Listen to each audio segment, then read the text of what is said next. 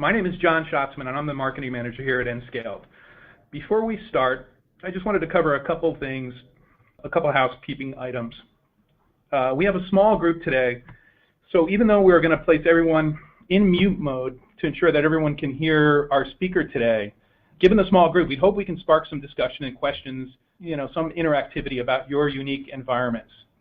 So I hope that we can accomplish that today. So please use the Questions tab. In the GoToWebinar control panel, you should see in the lower right-hand corner of your computer screen to post your questions to our speaker. We'll try to get to all your questions in the Q&A portion of the webinar, so feel free to type in the questions as they come to you, really about anything that's unique to your backup, recovery, data storage, or IT, disaster recovery, or business continuity environment or infrastructure. So let's get to it. Today's presenter is Raymond Su, and Raymond is a systems engineer here at Nscaled. His role is to help customers create a disaster recovery platform that seamlessly integrates into their existing IT infrastructure. And I think it's interesting that Raymond is fairly new with Nscaled, but he comes from the trenches, so to speak, and has run large data centers and knows intimately the challenges of backup, data storage, and IT continuity.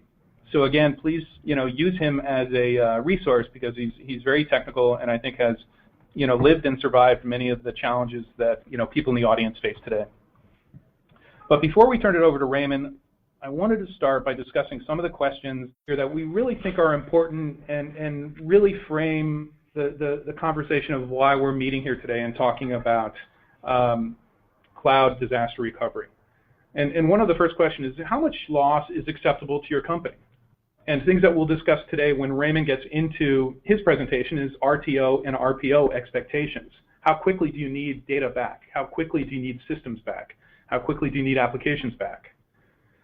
Another common challenge many technical managers face is aligning IT disaster recovery with your colleagues and department managers and your C-level management team. Another question we're going to cover today is, how easy is to test your disaster recovery strategy, and when was that last test? Then we'll get into a little deeper about the cost of downtime, the stress of working extended hours in data loss situations for IT teams, what happens when critical backup tapes or data is lost or lost, I think is important, and what percentage of hours and schedule is being spent by your team backup, archiving, and recovering data for your company. And does your management team see disaster recovery solely as an IT activity? So those are some of the things that we'd like to discuss today and frame the conversation around that. And some of the things that we're going to be covering about more in depth, and I know this is a lot of type, but we'll just quickly cover this, is the main topic that we're covering today is recovery as a service. And Gartner also calls this recovery in the cloud, and we'll talk a little bit about that. It's the major portion of the presentation today. We'll be talking about RTO, which is the period of time within which systems, applications, or functions must be recovered after an outage.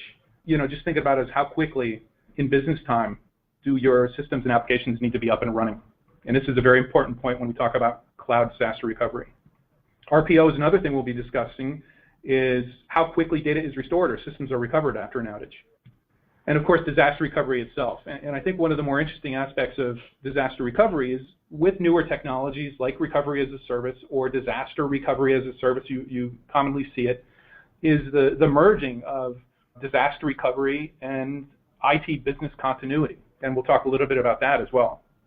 Raymond will also talk about service level agreements. And this is the negotiation you make with a provider such as Nscaled for the nature, quality, availability, scope, and response of the services that we provide. Everybody knows what the cloud is, but we will be talking about the benefits that platforms like Nscaled has delivered to the market in the last couple of years that frankly just did not exist even 5 years ago. We'll be talking about the hybrid cloud, obviously recovery, and testing of the DR solution itself, and the importance of testing as well. And I know that's a lot of information, but we will make this slide presentation available to everyone on the call today. So don't worry about writing this down. We'll I will be sending communication to each of you about where you can download this and get a copy of it. And the bottom line is the reason that we're here today is really, disaster recovery and IT business continuity talks about decreasing downtime. And the reason that's so important in this day and age as companies depend more and more on information technology, the systems and applications and services that you support are, part of the DNA of literally every department in your company. And I think what's interesting is that even though the importance of this technology is increasing, the cost of downtime is increasing as well. So it means that many companies are not doing a great job at preventing downtime. And a lot of that has to do with budget and resources and the economic situation of I'd say the last 5 years since 2008. And what I think is also very interesting is this is where cloud applications come in and can really answer the economic need. And this slide here, long story short, presents from the Aberdeen Group in a 2012 study that the cost of downtime across the wide spectrum of companies, both from the smallest to the largest that they surveyed, and I think the survey size was over 4,000 companies, showed that there was a 19% increase in the cost of downtime, data center downtime. So I think this is one of those urgent issues, and many in the IT community talk about the desire for disaster recovery solutions in a company, but the difficulty of implementing it, given sometimes the cost constraints and budget constraints that IT departments face. So moving on now, I'm going to turn it over to Raymond Sue. Again, he's our customer support engineer, and he'll talk a little bit about the structure of our platform and cloud disaster recovery. Raymond, over to you. Hello, everybody. Welcome to our webinar. Some of the things I'd like to go over are the initial questions that John mentioned. One of the things about disaster recovery and business continuity are the list of expectations within a specific company. One of the first questions that John mentioned was, how much data loss is acceptable to your CEO? If you typically ask members of the executive team, how much data loss is acceptable, the answer almost 100% of the time will be 0. And we in the IT field know that 0 can mean a lot of things, and 0 typically is a very expensive proposition to try to achieve. So expectations basically need to be set when coming up with a DR plan, from the executive team on down through all of the departments within a company. Second question, what are your RTO and RPO expectations? This is going to be on a application by application basis. Some applications require a much faster RTO and RPO, such as email, which is very critical to a company, and SharePoint, financial applications like QuickBooks and things like this for some companies. So all of these are going to have to be determined on an application basis. Some are going to have maybe a 0 to 30 minute RPO. Some will have a 4-hour. Some will have a 24-hour. It really depends on the application. Is your IT disaster recovery strategy aligned with your company's management team? Basically, what this means is, what do you have planned for disaster recovery? Are you backing up on a daily basis? Once you have those backups, what do you plan on doing with them in the event of a disaster? Do you have equipment ready to go in another location? Do you have off-site backups? What happens if you have tapes that are on site and your on-site premises is no longer available? Okay. Next question, can you easily test your IT disaster strategy? I was always in a situation in my data centers where we did have backups and we did have off-site backups, but testing was always problematic because, until we had an off-site data center, we had no real location to test. We knew we had the equipment ready to go, but because also with the fact that most IT staffs are running pretty lean nowadays, testing was always something that needed to be scheduled months ahead of time, We had to have processes in place to make sure that our normal production was not affected. It was always very, very time consuming to do an actual disaster recovery test, and typically it involved an entire weekend. And if there were any issues that arose, that always threw the schedule off. So, I mean, we were generally on site most of the weekend getting a test accomplished and completed before, Monday morning. If you're in a situation where your company is a 24/7, 7-day-a-week operation, that makes it even more problematic. Okay. When was your last disaster recovery test? A lot of companies have certain regulatory compliance requirements that require them to have DR tests, once a year or twice a year or even once a quarter. So that makes it even more problematic for you when you are in a situation like that. So you need to have a solution that is going to make it easy for you to test, and test consistently and test on a regular basis. And I'll show you in our demonstration that we have an easy way for you to do that. All right, what is your hourly downtime cost? I personally know in my own situation that we had a very high performance, very expensive SAN array in my data center that was fully redundant, multiple power supplies, multiple controllers. We had a RAID solution that was highly redundant. But we had a situation where the entire array went down. This happened because there was a power supply issue that caused a panic situation within the array, and it caused 2 controllers to go down. In this particular array, when 2 controllers go down in a pair, it causes a panic situation and causes the array to shut down. I had a situation where basically our array, which housed all of our databases, was down for most of a production day. This cost the company a lot of money basically because of our SLA agreements. So how much does downtime cost a company? It was multiple thousands of dollars for our company. So I know from a personal experience that it can be very, very pricey. Does your team end up working extended hour in data loss situations? For the most part, yes. Depending on the size of your team, it could be very pricey and very labor intensive when you do have an outage. Has your company ever lost or misplaced critical backup tapes? We have, in my personal situation, we used an off-site data storage company. It was called DataSafe, and there's Iron Mountain. There's other ones out there as well. They did our weekly off-site backups, and they had a situation in their vault where a sprinkler went off. So when we retrieved those tapes, we had several dozen that were water damaged, and from what I recall, we could only read about 50% of them after that fact. So even though you rely on third-party companies for protection, there are possibilities of data loss as well there. So what happens? What happens if you had an outage on production and your tapes were lost? What happens then? Is backup, archiving, and recovery a large part of your team's activities? I know in my personal situation, once again, our backup and recovery tests were probably 20% of our normal activities. In your situation, it may be different, but yeah, it was about a 20% of our team. Our team was not very large, so I mean, it was a sizable portion.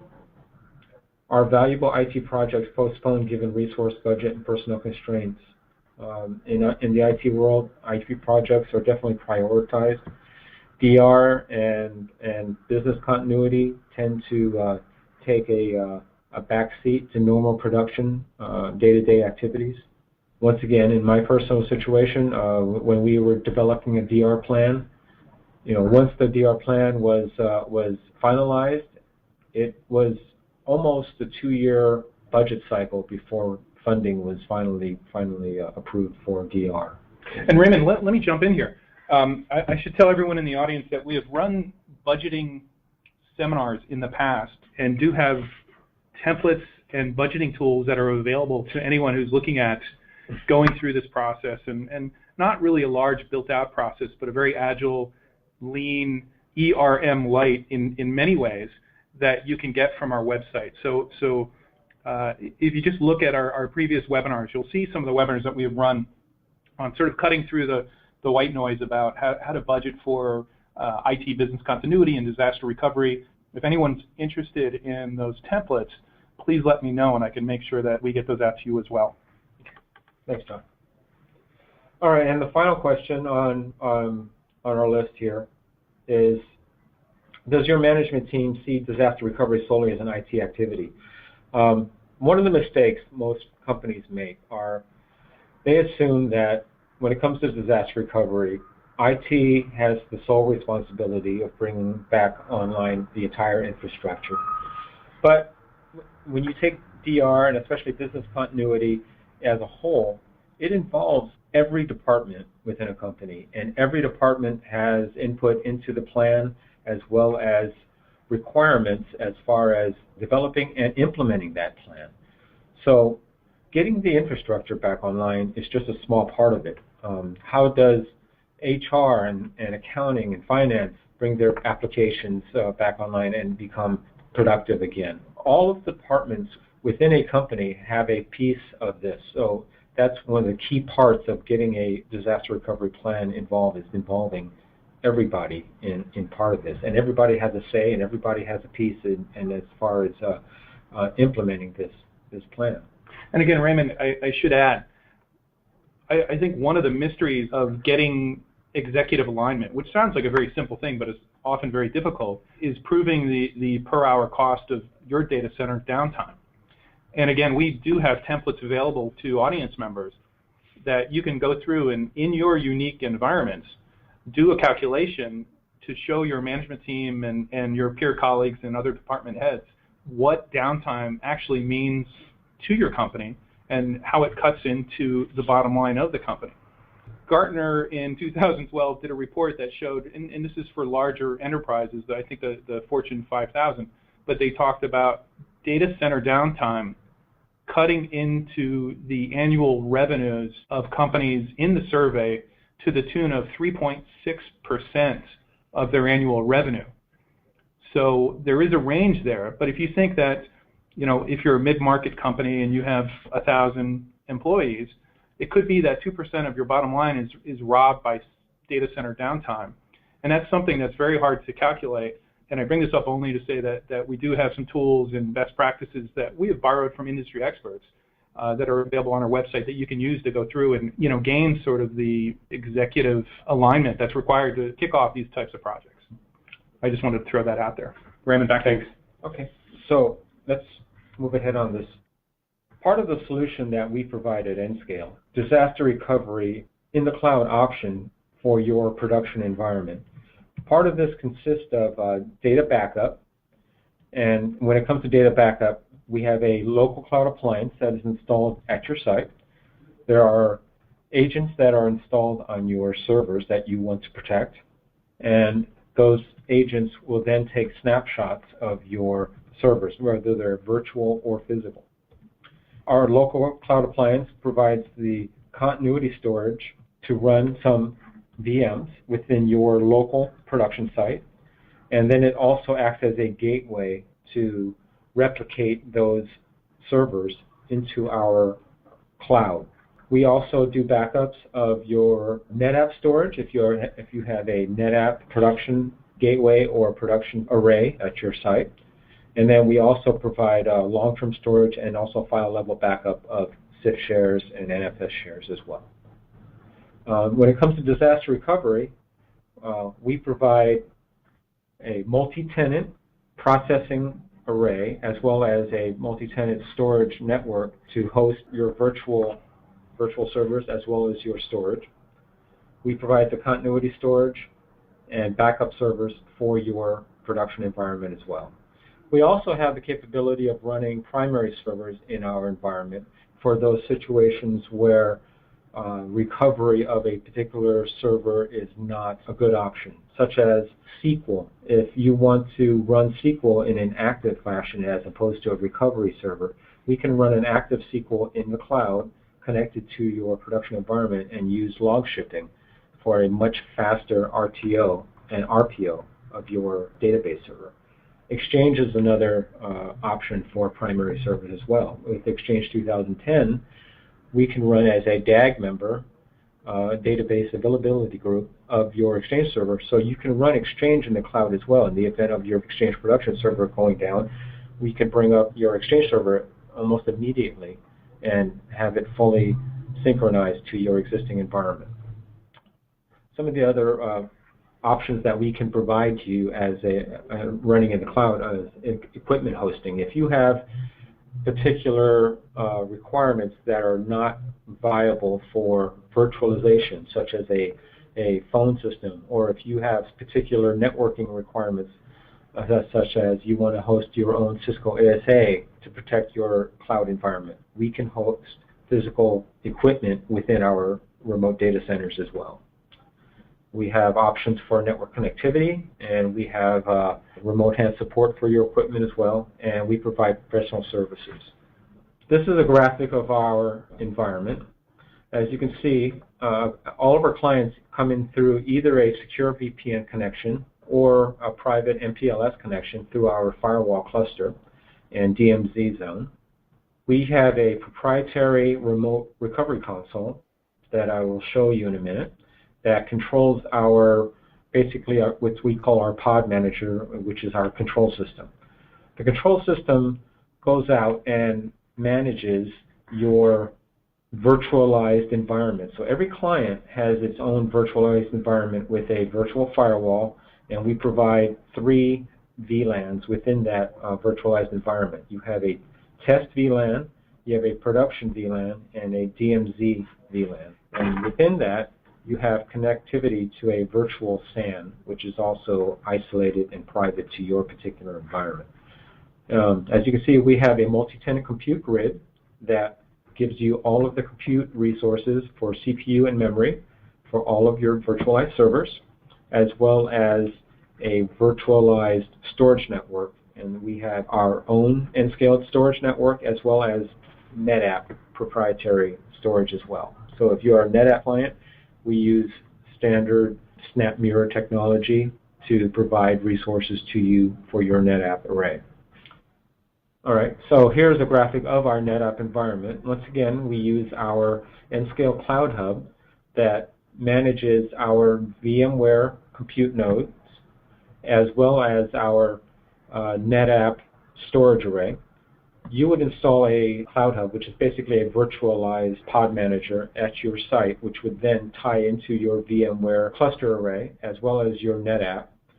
And we use standard NetApp APIs and SnapMirror to replicate your volumes to our remote cloud site. Every one of our clients receives their own vFiler and access to storage on our NetApp device. So we basically act as your NetApp device in the cloud for replication. All of that's controlled through our proprietary recovery console, and I will show you that in a minute and how that works. At N-scale, we also provide file level backup for your CIF shares.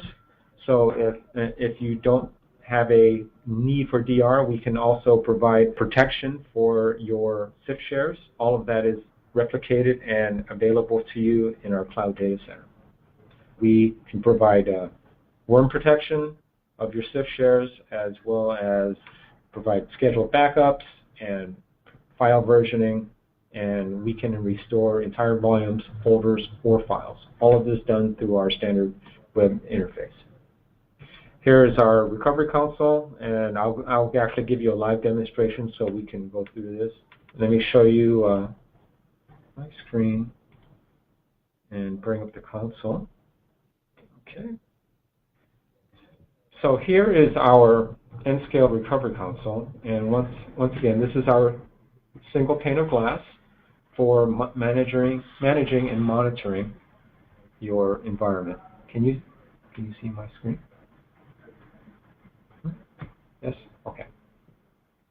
All right, so we have our initial dashboard, which has a series of widgets, which I'll get back to. We have a server tab, This is where you would see all of the servers that are in your environment, your production servers, as well as your local recovery servers and your remote recovery servers, and I'll differentiate those when I get back to this tab. We have a storage tab. This is our file level backup area where, like I said, we can protect CIF shares from your production environment to the cloud. We have a separate tab here for monitoring, where we capture alerts and events, and then we have a support tab where you can go to create a support ticket. You can download information on how to configure things in your environment, and basically our FAQ page, and then resources is where you would go to download documentation and software. So let me go back to our server tab and show you what you're looking at here. These are all of the servers that are in my environment, whether or not they are snapshots or production servers. I can drill down here and show you just what the production servers look like. As you can see here, I have 6 servers that I am currently running in my production environment. I've got a domain controller in Ashburn. This is in one of our data centers in Ashburn, Virginia. I've got an Exchange server, a file server, and a database server. And then I also have a domain controller in Dallas, which is our recovery site, and also a database server in Dallas. Like I said, we work as our model works with a local cloud appliance. So your first line of defense is going to be the appliance located at your production site. So as you can see, I'm taking snapshots of my domain controller, my Exchange server, my file server, and my database server, as well as a snapshot of my Dallas server in Dallas running back to Ashburn. In the event of an outage, which is more likely, where you're going to lose a server as opposed to losing your entire site. So if I lost an actual server, my first line of defense is going to be coming to my local cloud appliance and bringing this server online. As you can see, I have snapshots here that I'm taking every hour. So 11:28, 10:28, 9:28. If my file server went down, my local cloud appliance is just basically an ESX server. It has enough resources to run 2 or 3 virtual servers from the appliance itself. So I can come here and activate this snapshot and bring this online and be back in production within 5 or 10 minutes. What I'm going to do is show you. I'll bring up one in the recovery console because it's exactly the same. So in the event of an actual site outage, I could bring up servers in the cloud, because once snapshots are taken from my local cloud appliance, they are automatically replicated to the cloud in our cloud data centers. So here's my same server running in production in Ashburn that is actually has been replicated to my cloud recovery site in Dallas. Okay. Come on. My Wi-Fi here and here is a little slow. As you can see, all of my snapshots that were taken from my local cloud appliance have also been replicated to the cloud. So I still have my same snapshots, 12:28, 11:28, 10:28. If I had an outage, I can activate my latest snapshot. Or suppose I was in a situation where I did updates on my server and it caused an issue with my application, but I didn't notice it for 2 hours. I can go back to a known good copy 3 hours or 4 hours or 5 hours ahead, prior. If I know that my data didn't change much, but all I did was the update, I can go back and be back online to a known good copy. But I'm going to activate the latest one here, just for test sake. All right, like I mentioned, all of our clients receive their own isolated virtualized environment. All of those environments consist of 3 VLANs, and they could be more depending on your situation, but all of our clients receive a minimum of 3. So you have a test VLAN and you have a production VLAN. I could bring this up in test, and the nice thing about this is when I do this, I'm activating the server on a totally isolated VLAN. I'm not affecting my production, and I can bring this online even during production hours and not affect anything. So this gives you the ability to watch your servers come online and come online in a virtualized VLAN that is not going to affect your production, and be able to do this at any time during the day. So as you can see, my snapshot is activating. Right now, I'm actually reading that snapshot, and what it's doing in the background is it's scanning my multi-tenant compute nodes for resources. So it's looking for a place to land this VM.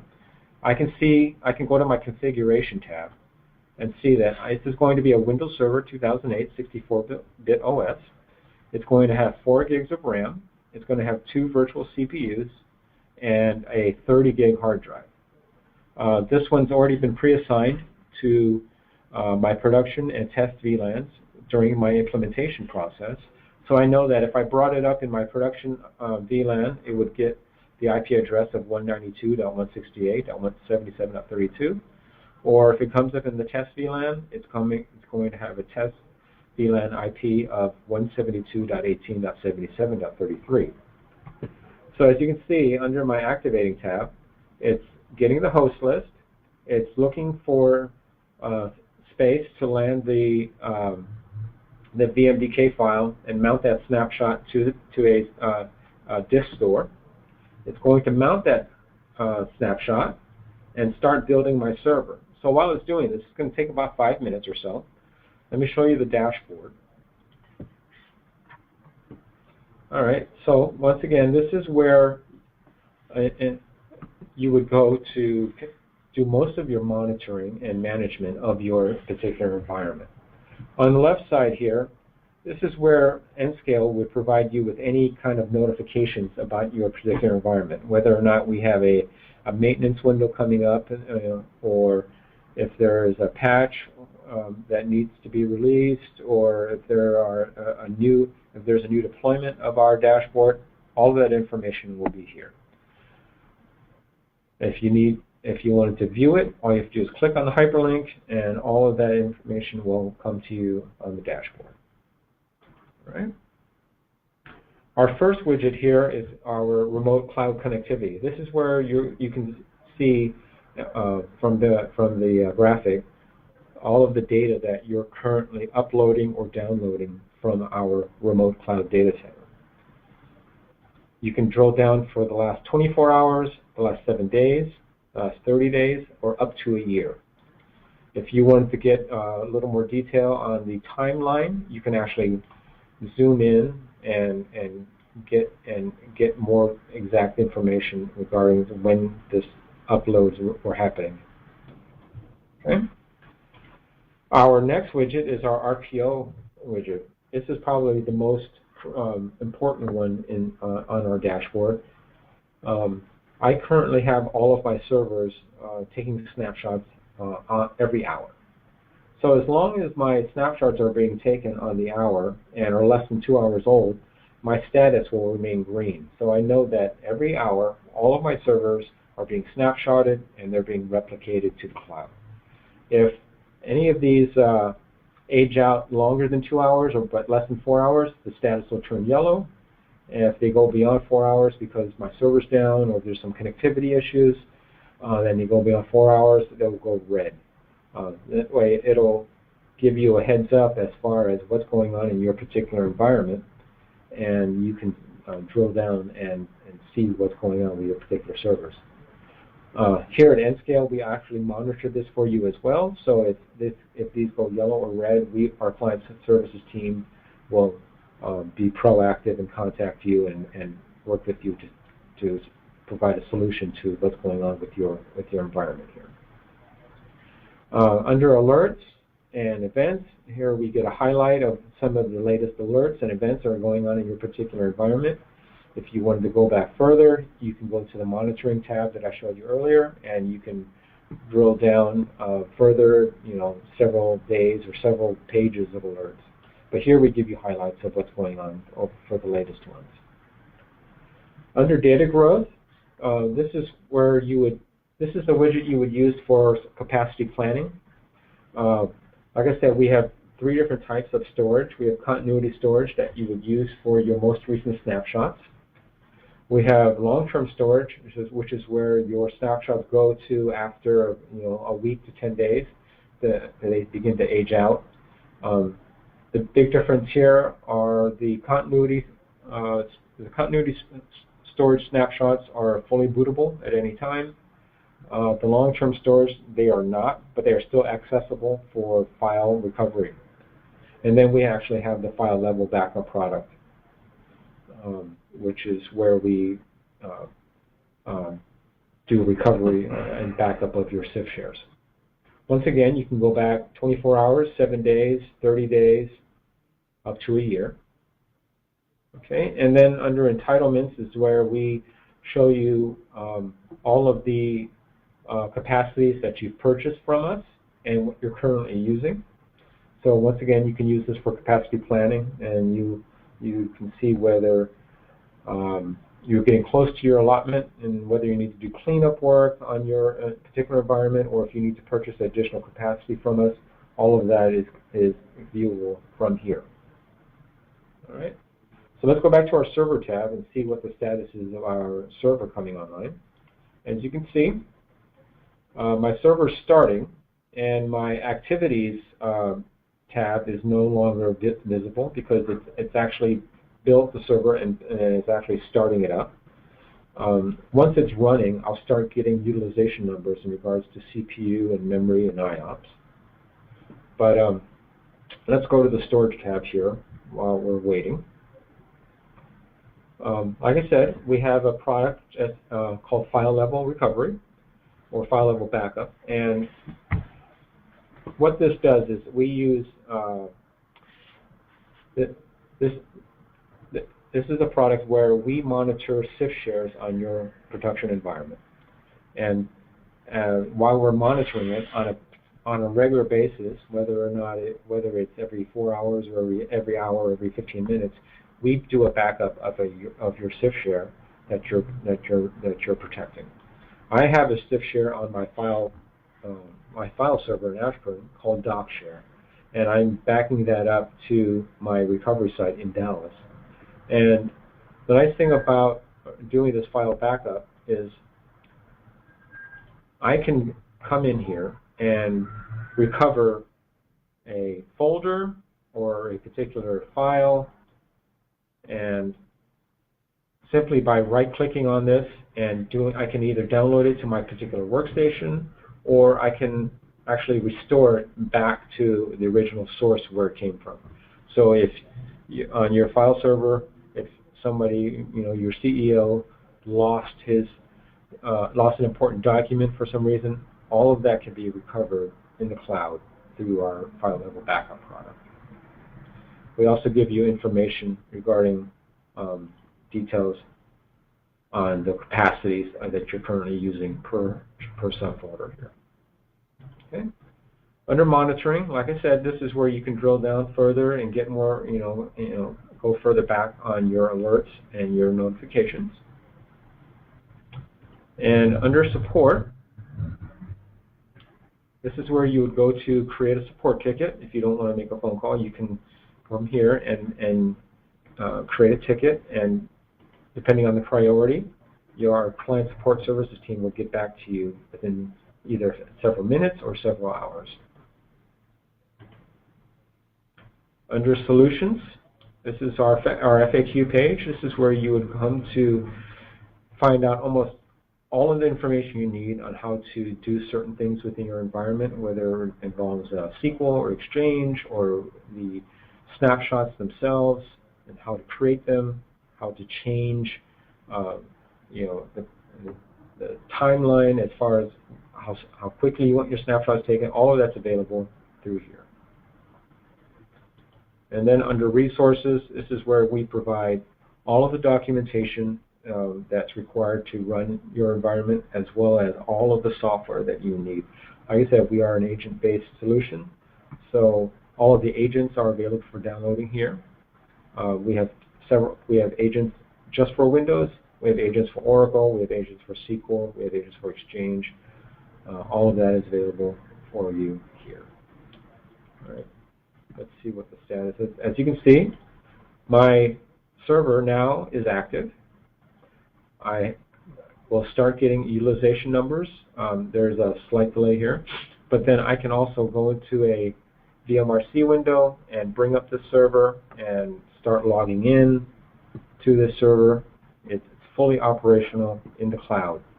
If this was an actual disaster, I would have brought this up within the production VLAN, and I would bring up my entire environment, and I can access this remotely in my cloud environment now. As a company, we provide public IPs as well, so if this was a multi-tier application for you where you have a web server that require public IPs, we provide public IPs for you as well, and it would be then a DNS change on your part to point to the new public IPs, and you can be up and running that quickly. Okay, John, back to you.